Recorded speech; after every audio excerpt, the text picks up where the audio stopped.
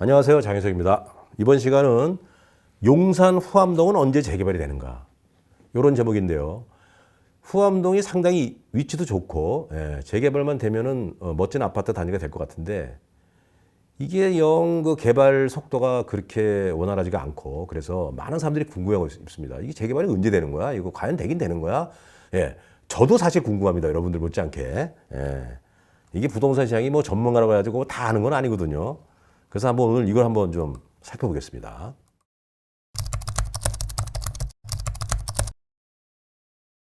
우선 그 후암동에는 그 특별계획구역이 있죠. 용산에 이제 그 특별계획구역을 이제 서울시하고 용산구청이 지정을 했는데 그 중에 이제 후암동 특별계획이 유명합니다. 지도를 보시면은 이제 요 왼쪽 서울역하고 숙대입구역 사이에 도로변에 있는 게 후암동 특별계획구역입니다. 2010년에 33만 제곱미터를 특별계획구역으로 지정했어요.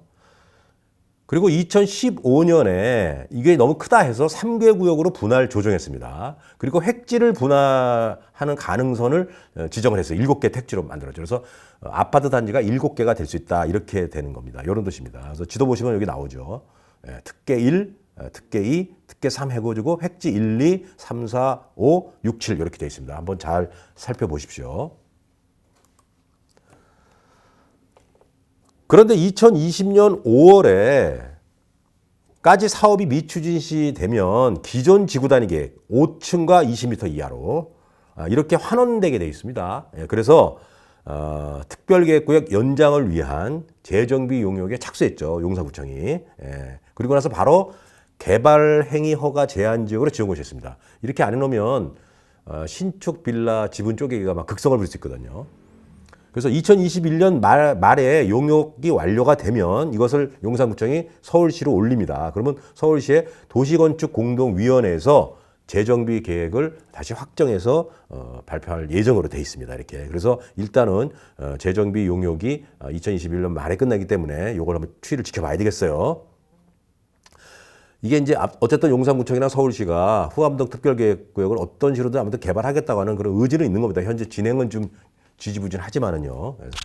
특별계획구역 1구역은 이제 동자동의 7만 3천 평방미터 1, 2획지고요. 특별계획구역 2구역은 후암동 3, 4, 5획지로서 17만 1,130 평방제곱미터고요.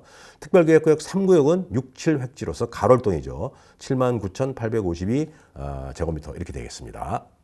지도 다시 한번 봐주시면 왼쪽이 후암동 특별계획구역이고요. 그다음 오른쪽에 이제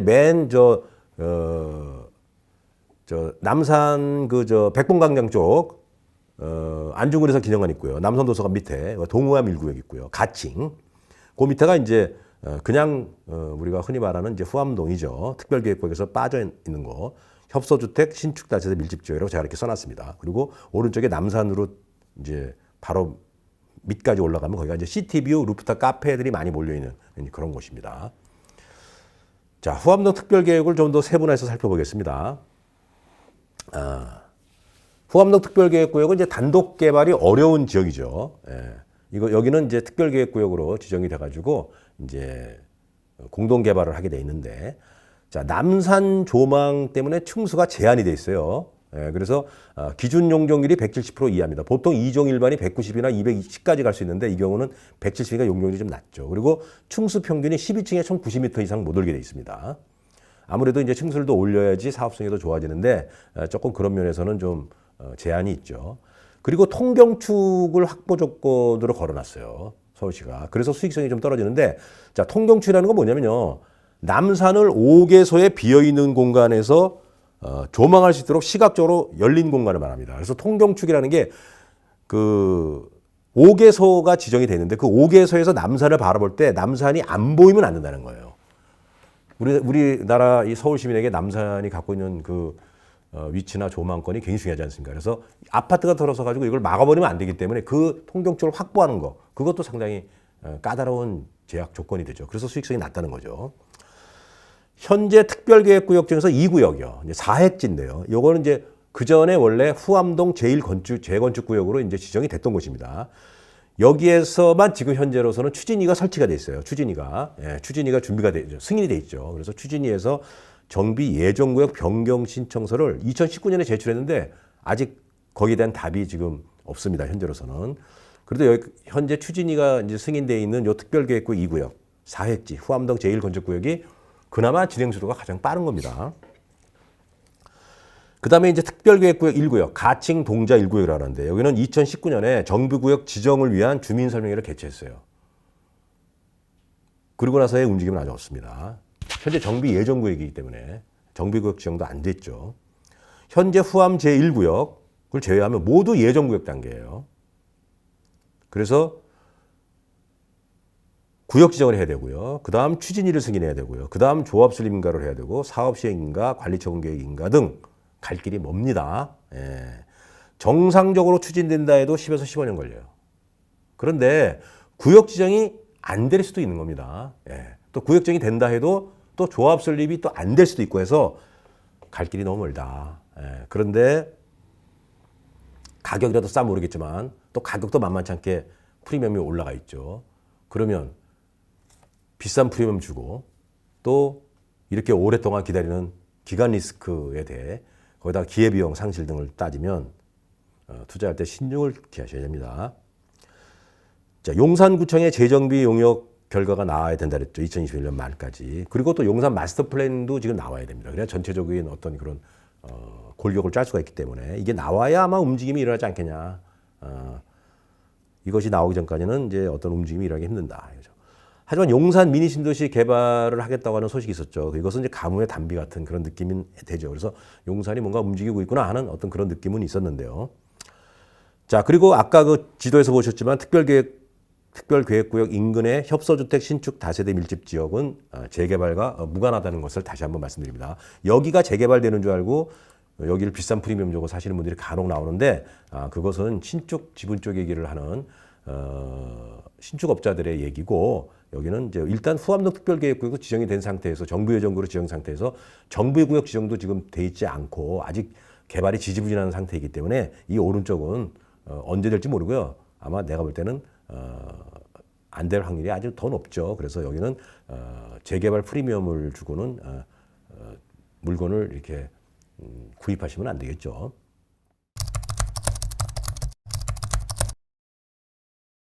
가칭 동호암 1구역을 보겠습니다. 이 지도상의 가칭 동호암 1구역 위치는 상당히 이제 좋죠.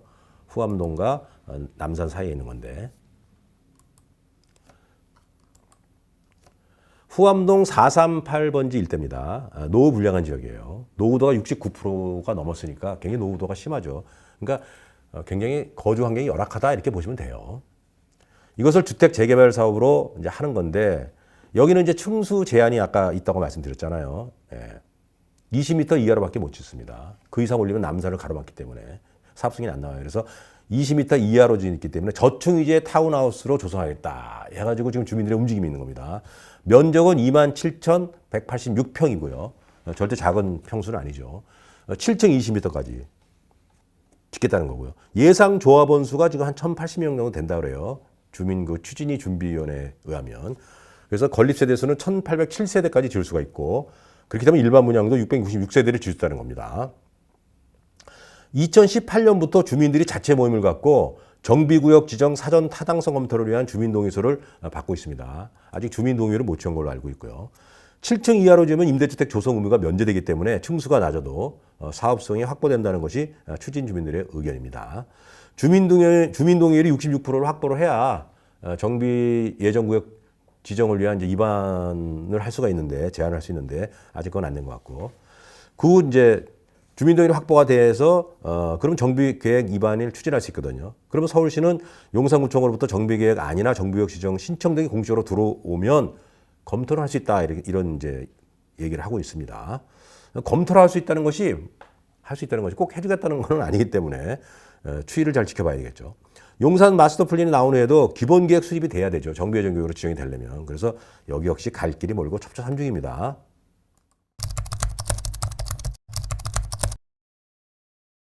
자, 후암동이 그래도 굉장히 사람들 좋아하는 곳이죠. 왜냐면 남산 밑에 있고 또 서울역에서 가까워서 교통도 좋고요. 하지만 투자할 때 유의사항이 있다는 거 명심하시고 잘 살펴보세요. 자, 용적률, 층수 제한 등 사업성 걸림돌 해결 위한 과제가 산적해요. 일단 사업성이 좋아야지 추진이 빨라지는 거거든요. 사업성이 나쁘면 추가 분담금 많이 내서 나중에 보면 남는 게 없는 거죠. 현재 추진위도 설립되지 않은 상태임에도 평당 땅값이 8천만 원 이상으로 과도하게 형성된 점을 유의하셔야 됩니다. 기간도 굉장히 남았어요. 잘못하면 기회비용 상실로 인해서 나중에 오히려 마이너스 투자가 된다는 것도 명심하시고요. 프리미엄이 높지 않은 물건, 월세 잘 나오는 다가구 주택 등 또 아무래도 대지 지분이 적은 것보다는 클수록 프리미엄이 높지 않죠. 그런 물건을 구하되 장기적인 관점에서 투자하셔야 됩니다. 굳이 하신다면.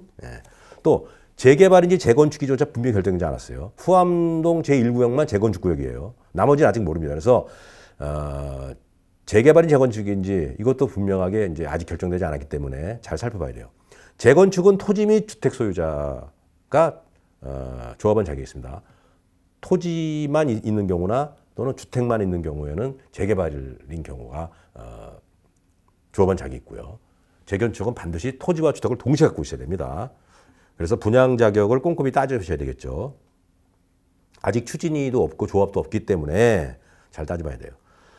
그래서 사실상 건축물, 원래는 이제 근린 생활시설이나 오피스텔인데 주택으로 사용하는 걸 사실상 건축물이라고 하는데 그런 사실상 건축물, 또 다가구 주택으로 지었다가 나중에 다세대로 전환한 전환 다세대, 또 뚜껑이라고 그러죠. 우리가 특정 무허 건축물, 국공유지에다가 이제 집을 지어가지고 거주하고 있는 것들 말하죠. 또 공유지분으로 되어 있는 것들은 물건이 좀 싸긴 싼데 분양 자격이 있는 점들을 확실히 따져보고 하셔야 되기 때문에 신중하게 접근해야 된다.